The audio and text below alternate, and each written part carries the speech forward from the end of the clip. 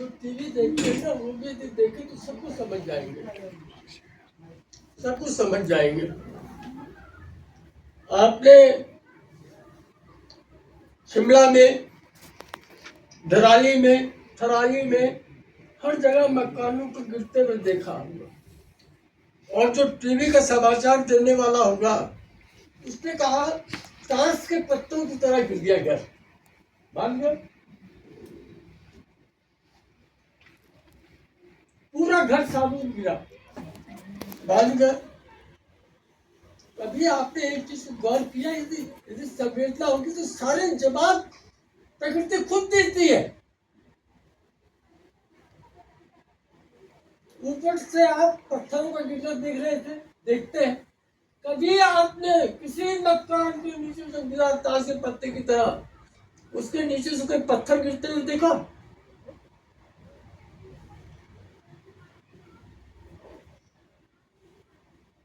पूरे पहले तो आधार नहीं है कि जितने मकान है कोई रिसोर्ट वाला आएगा कहेगा वाह क्या हरियाली है, और तुम जब उसका रहेगा तो तुम यही आगे ताश के पत्ते।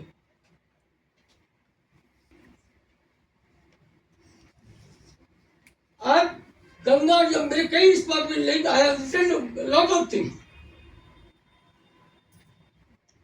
आप यमुना बचाने की बात करते हैं, तो आपने कभी उस एक लाइन को कभी ध्यान से देखा?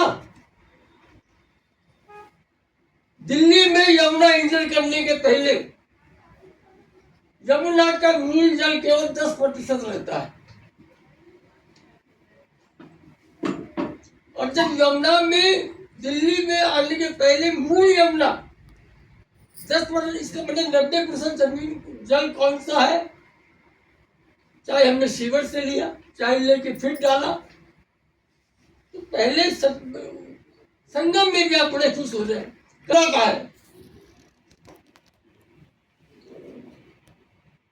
जब एनजीटी इस तरह के बोर्ड लगाने के लिए मजबूर करता है कि आप लिखो कि ये जगह नहाने लायक है, ये पीने लायक है, ये खाने लायक है, तो जीवन का अधिकार आ गया। और उसके पहले नदी का जो जिस नदी को आपने उस हालत में कर दिया कि जिसके मछली न रह सके, तो हमारी तो आपदा बांध आई पहले प्रकृति पे आई।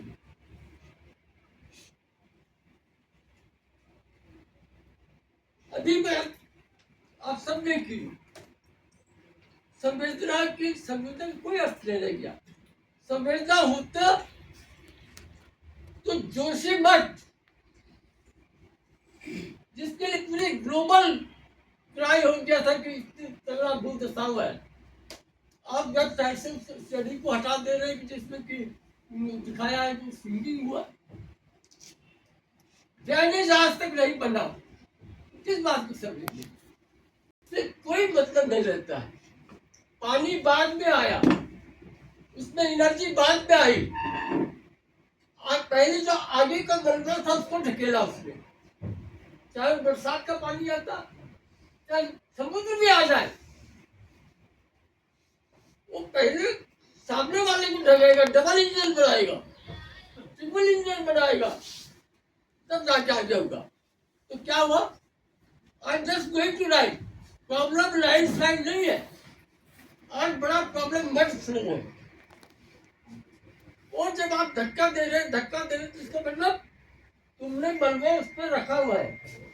यदि मान लीजिए वो सब साफ होते, मलबा नहीं होता, तो किसको ढकेलता हूं? किसको ढकेलता? सारी कहानी मलबाओं की। तो इसलिए जिस तरह से आप से है, तो इतनी से नजदीकी से जो है जो ब्लास्टिंग, जो हैवी ब्लास्टिंग हो रहा है, उससे पूरे गांव और पूरे क्षेत्र में एक बनावटी भूकंप जैसा जो है खड़ा हो रहा है। तो ये बहुत बड़ा खतरा है, क्योंकि हम आपदा को तो बुला रहे हैं ना अपने आप। तो ऐसी कई उदाहरण हमारे बीच में है। हमारे बीच में संयुक्त नागरिक संगठन के साथी है, कल हम जिनके साथ थे और उन्होंने हिमालय पर ऐसी मीटिंग कर, में कुछ अलग नहीं थे।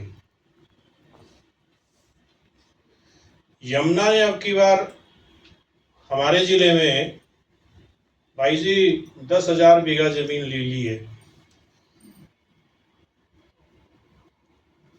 3 से 4 किलोमीटर उसने अपना क्षेत्र लिया है। और भाई जी उस कहावत को बड़ी अच्छी तरीके से परिचित हैं कि जमुना की रेती लेती ना देती। और हमारे कार्यक्रम के संचालक, ये पानी पर बहुत चर्चा हुई है। पानी जीवन का आधार है और इस पर और भी चर्चा की जाने की जरूरत है। कई बातें मैंने सुनी, मैं लेट में आया, लेकिन हमारे जल कुछ जी यहाँ बैठे हैं, आपका बराबर में ये हिमालय है और हिमालय पानी का टावर है, लेकिन जितने लेक हैं वहाँ बन चुके हैं। और ये ग्लेशियर लेक जो बने हैं, अभी 427 करीब ग्लेशियर लेक की बात की थी, जिसमें कि 25 ग्लेशियर लेक ऐसी हैं जो लगातार बढ़ती जा रही हैं। और वही जो 2013 में केदारनाथ में हुआ था कि इतनी बड़ी विभीषिका जो आई थी, 5,000 से अधिक लोग, और बड़ी अखबार में पढ़िए बहुत अधिक ठंड पड़ने वाली है। उसके बाद फिर अखबार में आया कि बहुत गर्मी पड़ने वाली है। हिमालय आकर कहाँ तक झेलेगा? हिमालय जब नंगा हो जाता, मैंने कई बार हिमालय को नंगा देखा है, और उस नंगे में हिमालय की काली चट्टानें दिखाई देती हैं। आप जानते हैं काली चट्टानें क्या होती हैं? काला चीज जो है ऊष्मा का अवशोषक होता है, और जब हिमालय में जब तेज गर्मी पड़ती है तो काली चट्टानें दिन में फैलती हैं, रात को सिकुड़ती हैं। इससे ये सारा हिमालय जो है अंदर। केरल में हुई थी, फिर नागपुर में हुई हमारे नेहरू युवा केंद्र के कार्यक्रमों में। मैं आपकी पृष्ठभूमि को भी जानता हूँ कि किस तरीके से आपने नेहरू युवा केंद्र में बागपत से जो शुरू किया था। बहुत सारी चिंताएं हिमालय को लेकर हो रही हैं, बिकॉज नेक्स्ट 2-3 चीजें कहूँगा कि एक तो जहाँ रूपे क्या देहरादून की जो जनसंख्या है, पिछले अगर इस 25 साल की यात्रा को देखेंगे तो देहरादून में जो पहले प्रति घर में 2 वाहनों की कैपेसिटी थी, वो 4 से ज़्यादा बढ़ गई है। इस मीटिंग से जाने के बाद कैसे कारगर होगी? एक तो ये लगता है कि हम लोगों को एक जन आयोग जरूर बनाना चाहिए, और उस जन आयोग में कौन रहेगा, कैसे रहेंगे। मैं बस इतना कहूँगा कि उसमें 5 तरह के लोग होने चाहिए जन आयोग में। एक तो वो जो आप हिमालय की इकोलॉजी को समझते हो,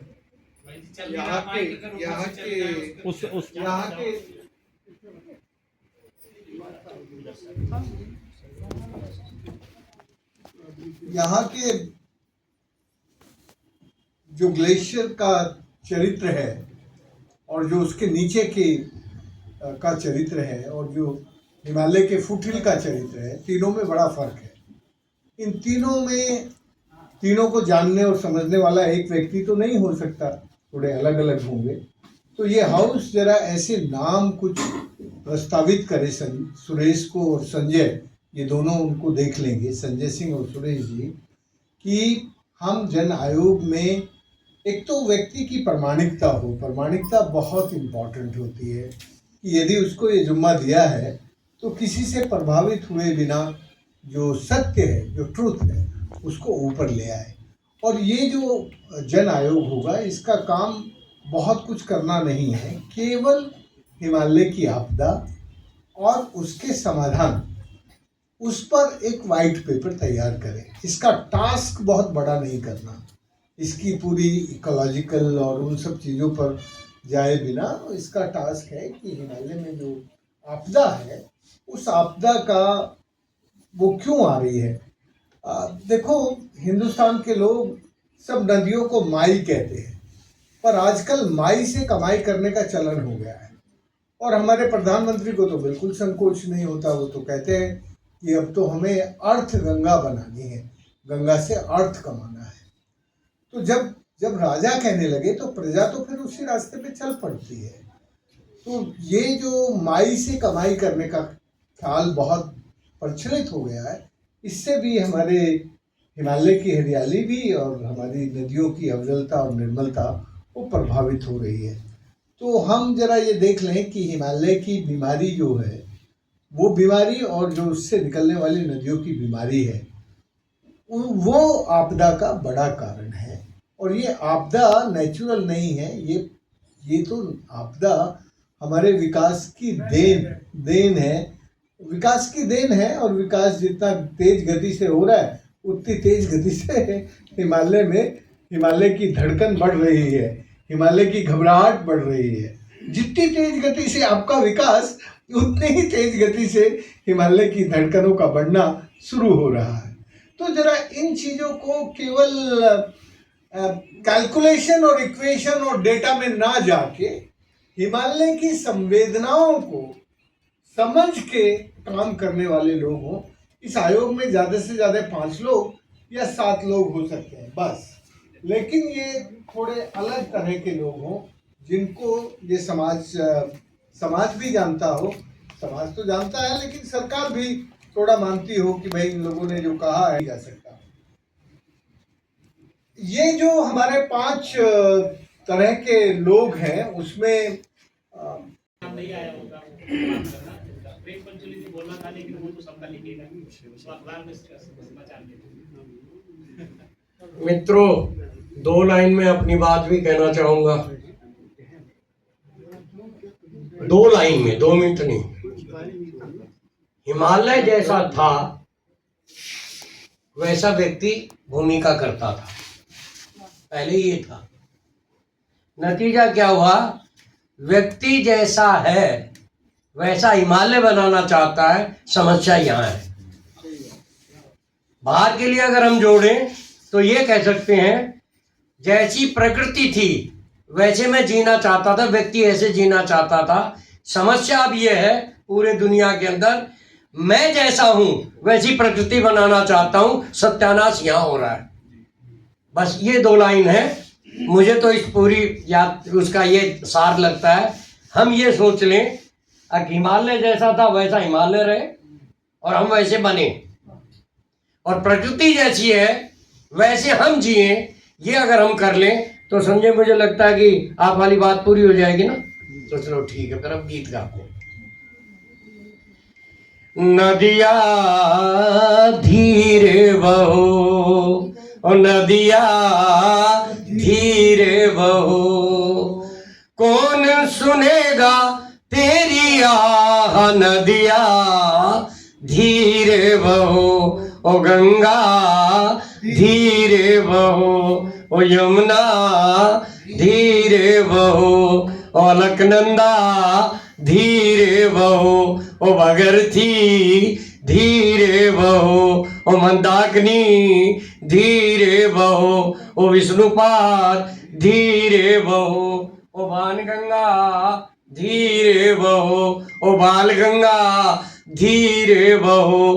किसको है तेरी परवाह, नदिया धीरे बहो।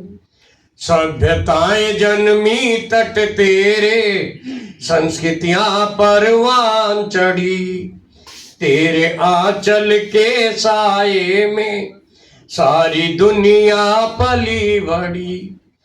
आज किसे एहसास, ओ आज किसे एहसास, आज किसे एहसास। नदिया ओ मैया, पहले तू माता थी सबकी, पहले तू माता थी सबकी, अब मेरी सी लगती हो। मेरी नौकरानी, पहले तू माता थी सबकी, अब मेरी सी लगती हो। पाप नाशने वाली मैया, सर पे मैला ढोती हो। तेरी पीड़ा था, ओ तेरी पीड़ा था, तेरी पीड़ा था। नदिया ओ मैया, तेरे पूत, ये लाइन तो सब बोल देना। तेरे पूत कपूत हो गए, भूल गए तेरा सम्मान, तेरे पूत कपूत हो गए।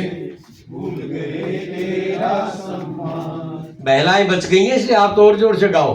तेरे पूत कपूत हो गए, भूल गए तेरा सम्मान, तेरे पूत कपूत हो गए, भूल गए तेरा सम्मान। अरे ढूंढन से भी कहाँ मिलेंगे राजा कलीरथ कान्हा राम, ढूंढन से भी कहाँ मिलेंगे राजा भगीरथ कान्हा राम। किससे करोगी फरियाद, ओ हो